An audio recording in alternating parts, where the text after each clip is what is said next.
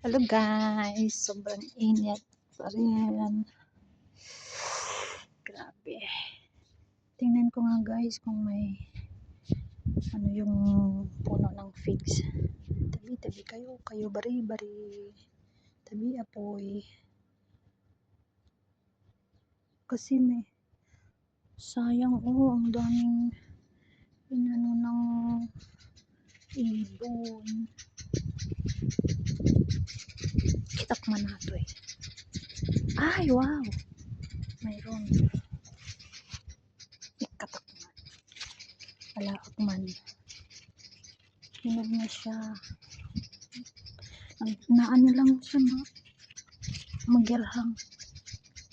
Maliliit na yung bunga niya guys. Kasi dati ang lalaki. Pag tumatagal na talaga yung lumiliit na yung bunga. Ayan, may dagta. May dagta lang siya guys. Yeah. Ito pa isa. Ay! Kinainan ng ibon. Ay! Sayang. Ito na lang. Ito kaya. Kinainan. Kinainan ka rin ba? Jesus, kinainan ng ibon. Ito na lang. Meron akong nakitang malaki. Ayan. Dalawa sila. Hindi naman kinainan ng ibon. Tapos yung isa pa. Hinog na kasi pag kulay brown na po yung figs. Hinog na po. Nakuha na kong tatlo. Ay, parang inanwan na ng ibon. Ito kaya. Uy! Ay, sayang mo.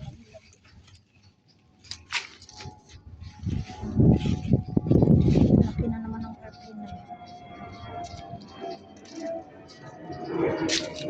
Alma, sige. Kahit mainit.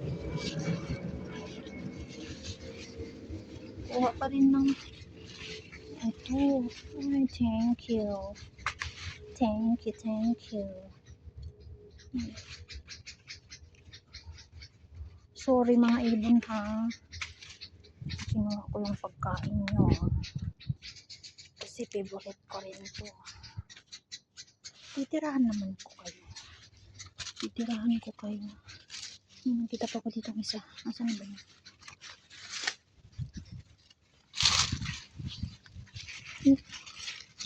Ayan pala.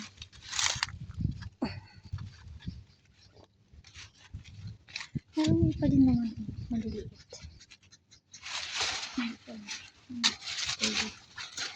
Kasi hindi pa rin yan.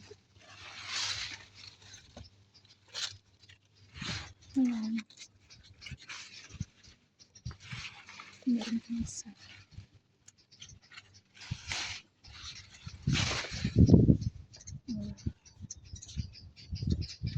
Diba? Ano din ako. Lumiit na sila. Dati ang lalaki nito. Nung nag-harvest din ako na binidyo ko. Ayun ang maliliit na. Figs. Yan. Walang ingay ng mga ibon. Oo na, kumuha lang ako ng ano.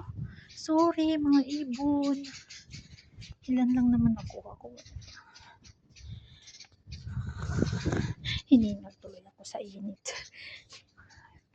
Diyos ko. Tatawid na ako doon. Ang init. Ay.